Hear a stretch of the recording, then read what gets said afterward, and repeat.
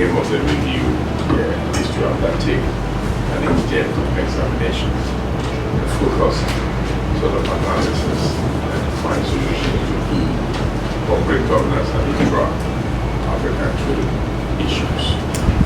We believe that the EXIM Bank plays a key role in these matters. We'd like to know a little bit about your governance and how these factors, the issues concerning corporate governance and intra-African trade factors in your kinds of things that you... Yeah, you have indicated and for you to really select us as one of the organizations that we want to come and have a meeting with despite the pressure. Thank you for your kind words in terms of the projects that we have done. But just to give you a bit of an insight, I'm not going into the history of this one. Successive governments have always attempted to bring Ghana as an exporting economy. And in 2001, it was contemplated an act should be on for us to set up a fund called an EDIF Fund, Export Development and Investment Fund. It is that Export Development and Investment Fund that has been metamorphosed in 3 or 4 successive acts to become what we now call an EXIM Bank with an Act 911 that was promulgated in 2016, March 2016. And primarily it's because from 2001, all the attempts that were made by those successive governments and which came with different acts did not see or did not meet what was expected. EXIM Bank has come in 2016 and I was appointed in 2017 March. Our object is to support and develop direct or indirect trade between Ghana and other countries. That is the object number 1. The object number 2 is to build the capacity and the competitiveness of the exporters so that they can go to the marketplace in which cross-border trade is critical.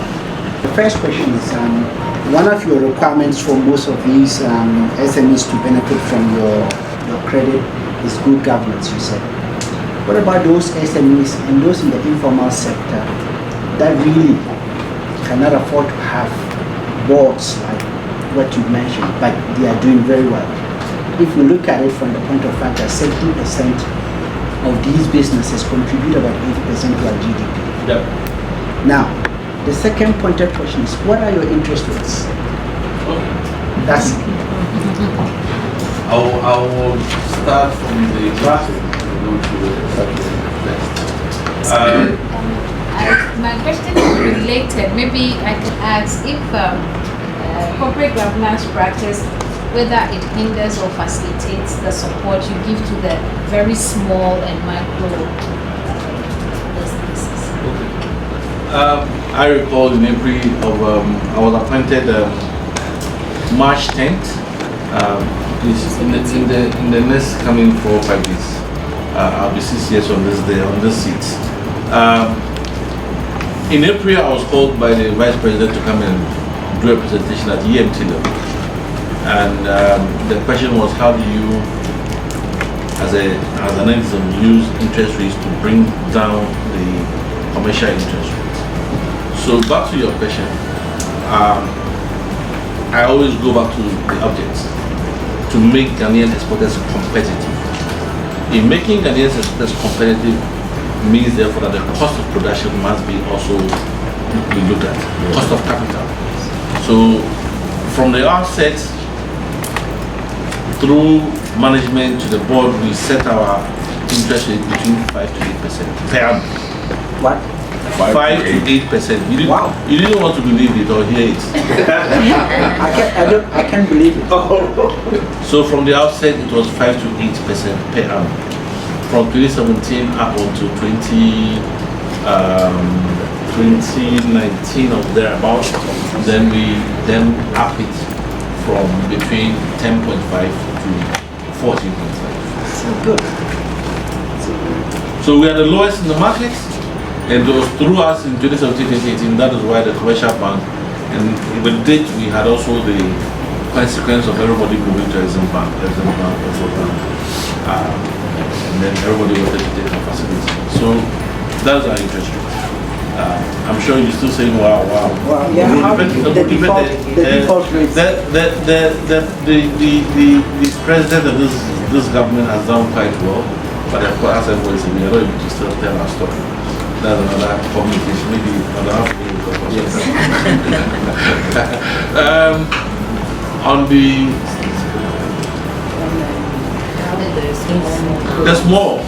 small one, yes, as I indicated, we take care of them by the opportunity we give them in the made in Ghana, what I call Tuesday market. I'm Pabna, so we have a Tuesday market. So we do the Tuesday market for them, and then if you have an order, because at the core of it is also not to throw money away, is to have a repayment. We needed to have a sustainable. First, they were being given grants, and we had to stop it as a bank. That was a fact. But we then help them to make sure, go for others, train them, and then empower them to be able to go for others. When you have others, we do not look at quote unquote as the governance does not become too a hindrance or too stringent. At the core of it is who is the paymaster and how are we going to get our money to pay. But of course, with it, we will make sure our advisory units, and he's the head of our advisory front, our advisory unit will be able to help you grow to become and have a succession plan. Are you answered? The SMCs that you are funding, you upskill their skills and make sure that you give the money, you monitor them and make sure that their businesses are not going down. That's my first question.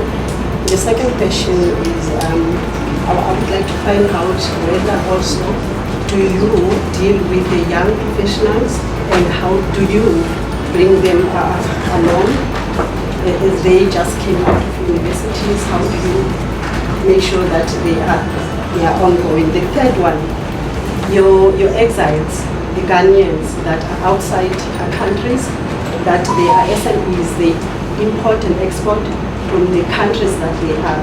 Do you fund those SMEs? Do you make sure that they are upkeeping their businesses?